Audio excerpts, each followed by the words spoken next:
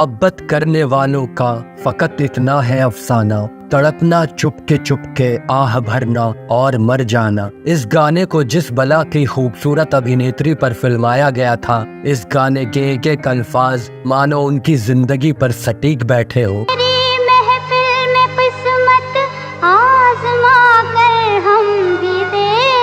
Hindi film इतिहास में अब तक की सबसे हसीन अदाकारा, जिसकी खूबसूरती पर मशहूर शायरों की शायरी भी फीकी लगती है। खुदा के लिए साहिब आलम शहजाद की को रुस्वा न कीजिए। जिसकी बेमिसाल खूबसूरती का कोई सानी न था, जिसकी अदाएं और अदाकारी के लोग ऐसे दीवाने थे कि पर्दे पर उनकी मुस्कुराहट पर अपना एक ही दिल हजारों बार हार जाते थे।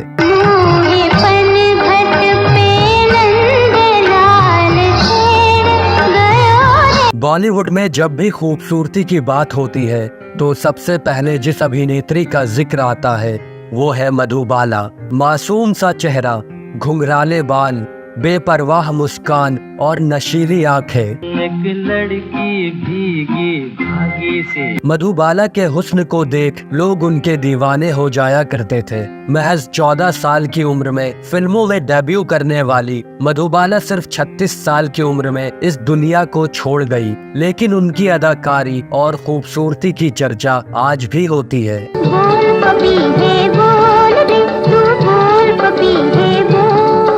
आज हम अपनी इस वीडियो में बात कर रहे हैं बॉलीवुड की वीनस क्वीन यानी सौंदर्य की देवी कहे जाने वाली मधुबाला की। आपने मुझे स्टेज पर नाचने वाली एक औरत समझा है, जो आपके पैसे पर श्रृंगार करती है, जो आपके तोहफों को गले लगाती है।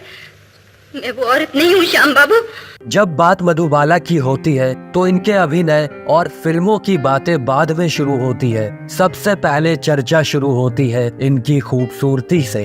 इनमें कनीज की सहमी हुई हसरतों के सिवा और कुछ नहीं। भूल जाओ कि तुम एक कनीज हो, और सलीम को अपनी आंखों में वो देख लेने दो जो तुम्हारी जबान कहते हुए डरती है। हिंदी सिनेमा में मधुबाला ही एकमात्र ऐसी अभिनेत्री थी जिनकी खूबसूरती की तुलना हॉलीवुड की खूबसूरत अभिनेत्री मर्लिन मुनरो से की जाती है। मधुबाला को the Venus queen of Indian cinema, the beauty with tragedy जैसे तमगों से भी जाना जाता है।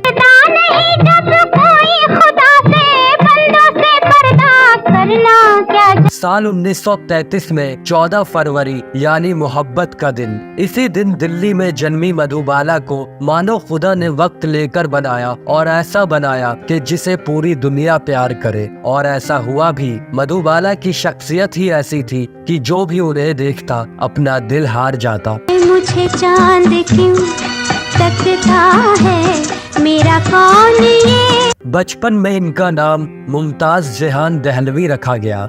इनके वालिद पाकिस्तान के खैबर पख्तून के रहने वाले थे। अपने माँ बाप के 11 बच्चों में ये 5वीं संतान थी।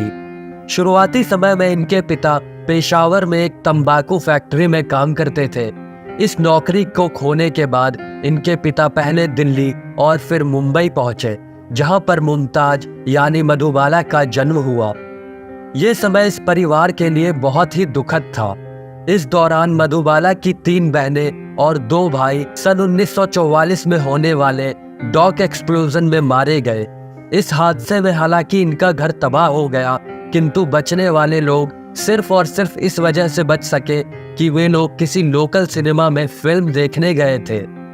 बचने वालों में मुमताज की 6 बहनें और माँ पिता थे। इसके बाद गुर्बत की जिंदगी से राहत पाने के लिए महज 9 साल की उम्र में इनके पिता मुमताज को बॉम्बे के विभिन्न फिल्म स्टूडियोज में लेकर जाने लगे। मुमताज को काम भी मिलने लगा और परिवार को गरीबी से थोड़ी राहत मिली। मधुबाला बचपन से ही सिनेमा के लिए काम करने लगी। मधुबाला की पहली सफल फिल्म सन 1942 में आई बसंत थी। यह फिल्म बहुत सफल हुई और इस फिल्म से मधुबाला को पहचाना जाने लगा।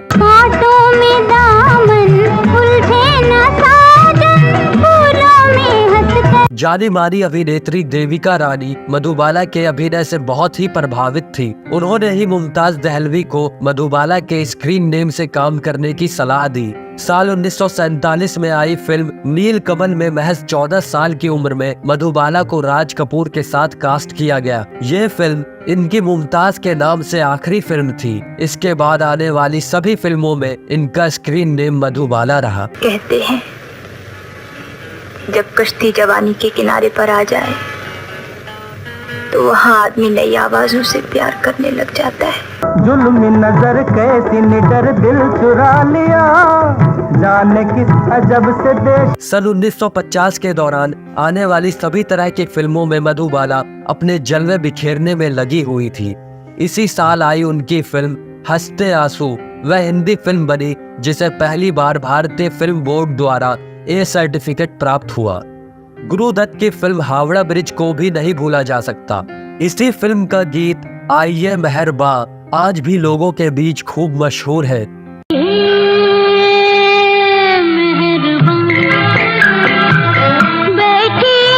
कुल मिलाकर ये कहा जा सकता है कि मधुबाला ने अपने करियर में लगभग सभी तरह की फिल्में की और यही इनके स्टारडम की एक बहुत बड़ी वजह रही। ये क्या कर डाला तूने, दिल तेरा हो गया, हंसी हंसी में जालिम। प्यार किया तो डरना क्या, जब प्यार किया तो डरना। फिल्म मुगले आजम मधुबाला की जिंदगी की सबसे बड़ी फिल्म मानी जाती है। इस फिल्म में इन्होंने अनारकली की यादगार भूमिका निभाई है। इस फिल्म ने मधुबाला को पूरी तरह से अभिनय में ढलने का मौका दिया। अभिनय की दुनिया में आज भी इनके इस अभिनय का उदाहरण दिया जाता है। खुदा के लिए साहिब आलम शहजाद की को रुसवा न कीजिए, आप आका हैं, मैं तनीस। इस फिल्म के बनने के दौरान मधुबाला का स्वास्थ्य लगातार बिगड़ रहा था। इसका कारण यह भी हो सकता है कि शूटिंग के लिए उन्हें लगातार जंजीरों में लंबे समय तक बंधा रहना पड़ा था। मोहब्बत की झूठी कहानी पे रोए। साल 1960 में 10 साल की मेहनत के बाद यह फिल्म बनी और यह फिल्म अब तक की सबसे अधिक पैसे कमाई करने वाली फिल्म साबित हुई। यह रिकॉर्ड लगभग 15 सालों तक कायम रहा। इन 15 सालों में कई बड़े सुपरस्टार्स की बड़ी फिल्में आई, किंतु किसी की भी फिल्म द्वारा यह रिकॉर्ड तोड़ा नहीं जा सका। इश्क में दुनिया लुटा कर हम भी देखेंगे, किसी के इश्क में दुनिया। ये दौर मधुबाला की जिंदगी के करियर के तौर पर तो सुनहरा दौर जरूर था, किंतु इसी दौरान इनके और दिलीप कुमार के रिश्तों में कड़वाहट आने लगी थी। हमें काश तुमसे मोहब्बत न हो। मधुबाला और दिलीप कुमार के इश्क की चर्चा तो आज भी होती है। कहा जाता है कि दोनों एक दूसरे के लिए दीवाने थे, लेकिन अभिनेत्री के पिता इस कहानी में विलन साबित हुए। दरअसल फिल्म नया दौर के लिए मधुबाला ने आउटडोर शूटिंग पर जाने से इनकार कर दिया था, जिससे निर्माता ने एक्ट्रेस और उनके पिता को कोर्ट में घसीटा। यहाँ पर फिल्म के हीरो ने मधुबाला और उनके पिता के खिलाफ गवाही दी, जिससे इनका रिश्ता इस कदर बिगड़ा कि फिर कभी सुधर नहीं पाया। मधुबाला चाहती थी कि दिलीप कुमार उनके पिता से माफी मांग ले, लेकिन उन्होंने ऐसा नहीं किया। ना दिलीप कुमार ने माफी मांगी और ना ही यह इश्क मुकम्मल हो पाया। मुकद्दर चिरागों के बदले हुए हैं। कहा जाता है कि मधुबाला के दिल में हमेशा दिलीप कुमार से दूर हो जाने की टीस रही। भले ही यह रिश्ता टूटने के बाद मधुबाला ने किशोर कुमार से शादी की, लेकिन शादी के बाद वो ज्यादा बीमार रहने लगी। उन्हें अज्ञात बीमारी ने ऐसा घेरा कि वो कभी ठीक हो ही नहीं पाई। आखिरी समय में उन्होंने बिस्तर पकड़ लिया तो वही किशोर कुमार ने भी उन्हें अकेला सा छोड़ दिया। लंदन के डॉक्टर्स ने मधुबाला को सिर्फ 2 साल का वक्त दिया था, लेकिन वह 9 साल तक जी गई। उनमें जीने की इच्छा थी। उनकी बहन बताती है कि वह जीना चाहती थी और इस इंतजार में थी कि डॉक्टर उनकी बीमारी का इलाज ढूंढ ले, पर ऐसा हो न सका और 23 फरवरी 1969 को मधुबाला इस दुनिया को छोड़कर रुखसत हो गई। अब जनाजे को रुखसत की इजाजत दीजिए। हिंदी सिनेमा के इतिहास में अब तक मधुबाला जैसी ना कोई आया है और ना कोई आएगा। उनकी खूबसूरती और बेहतरीन अदाकारी के बदौलत दुनिया के ख़त्म होने तक उन्हें याद रखा जाएगा।